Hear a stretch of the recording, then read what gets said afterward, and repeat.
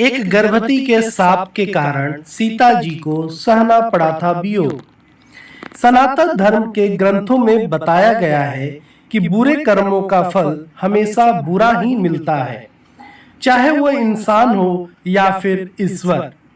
इसका एक उदाहरण माता सीता का है, जिसका जिक्र रामायण में किया गया है। दरअसल रामायण कई भाषाओं में लिखी गई है। अलग अलग रामायण में कई तरह के दंत कथाएं मिलती हैं, जिनमें कई लोग परिचित नहीं हैं। इस कथा के अनुसार माता सीता को एक तोते का शाप मिला था, जिसकी वजह से उनको भगवान राम से अलग रहना पड़ा।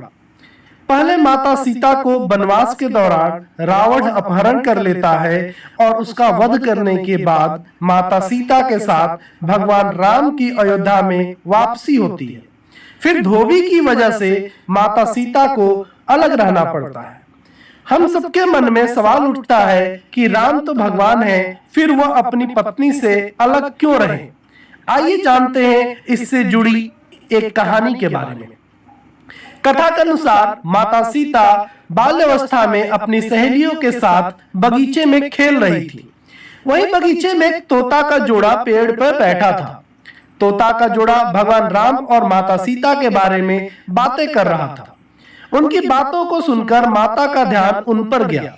माता तोता बोल रही थी कि योद्धा के राजकुमार राम काफी प्रतापी राजा होंगे, उनसे माता सीता का विवाह होगा। तोते के मुख से भावी पति का नाम सुनकर माता सीता अचंभित हो गई। उन्हें अपने बारे में और जानने की इच्छा जागृत हुई, इसलिए उन्होंने अपनी सखियों से कहकर दोनों पंछियों को पकड़ लिया। फिर उन दोनों को पुचकार कर पूछा कि भविष्य के बारे में इतना ज्ञान कहां से प्राप्त हुआ। तब पक्षियों ने बताया कि इसमें पहले हम महर्षि वाल्मीकि के आश्रम में रहते थे, जहां हर रोज राम और सीता के जीवन के बारे में बताया जाता है। इसलिए उन दोनों के बारे में हर चीज कंठस्थ याद हो गई है। सीता जी ने पक्षियों से कहा कि जिस जनक पुत्री सीता की तुम लोग बात कर रहे हो, वह मैं ही हूँ। मुझे मेरे और राम के बारे में और भी बातें जाननी है।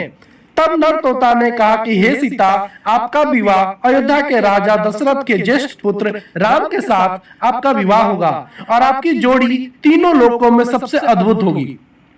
सीता जी सवाल पूछती रही और दोनों तोता जवाब देते रहे। सीता जी ने कहा कि जब तक मेरा विवाह नहीं हो जाता, तुम दोनों मेरे साथ राजमहल में रहोगे और तुम वहां सारी सुख सुविधाएं मिलेंगी। सीता जी की बात सुनकर तोता का जोड़ा घबरा गया। तब नर तोता ने कहा कि हे जनक पुत्री, हम गगन के पक्षी हैं, इसलिए पिंजरे में बंद रहकर हम जीवित नहीं रह पाएंगे, इसलिए हमको आजाद कर दीजिए। तोते ने इसके लिए बहुत याचना की। तब सीता जी ने नर तोते को छोड़ दिया, लेकिन मादा तोते को नहीं छोड़ा और कहा कि यह मेरे साथ रहेंगी।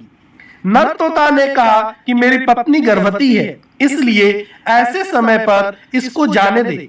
हम दोनों एक दूसरे का वियोग सहन नहीं कर सकते हैं, इसलिए आप मेरी पत्नी को जाने दें।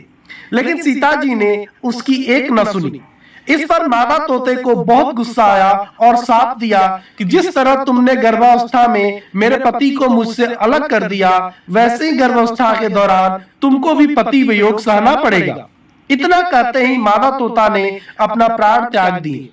मादा तोता के प्राण त्यागने के कुछ समय बाद नर तोता के पत्नी वियोग में प्राण चले गए। इससे माता सीता को बहुत दुख हुआ, लेकिन तब तक बहुत देर हो चुकी थी। बताया जाता है कि अगले जन्म में तोता वही धोबी था जिसने माता सीता के चरित्र पर उंगली उठाई थी। जिसके बाद भगवान राम ने सीता का गर्भावस्था के दौरान त्याग कर दिया।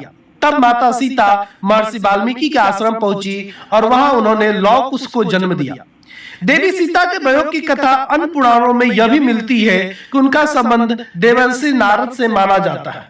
कथा के अनुसार एक बार नारद जी को अभिमान हो गया था कि कामदेव भी उनकी तपस्या और ब्रह्मचर्य को भंग नहीं कर सकते। उन्होंने यह बात अभिमान में शिव जी के बाद श्री हरि को बताई। तब श्री हरि ने एक योजना बनाई कि नारद को इस बात का घमंड हो गया है जो कि सही नहीं है। इसके लिए उन्होंने एक योजना बनाई और माया रची। जैसे ही श्री हरि से प्रणाम करके नारद मुनि आगे बढ़े, तब उनको एक भवन दिखाई दिया जहां राजकुमारी विश्व मोहिनी को देखकर वो मोहित हो गए।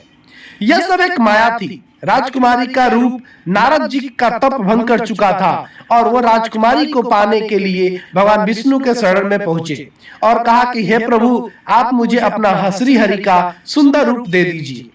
तब भगवान ने कहा कि हे नारद जी, ऐसा न हो कि आप इस रूप को लेकर बाद में पछताएं। दरअसल नारद जी राजकुमारी का रूप देखकर भूल गए थे कि उनका एक रूप बानर का भी है। तब उन्होंने वही रूप नारद जी को दे दिया।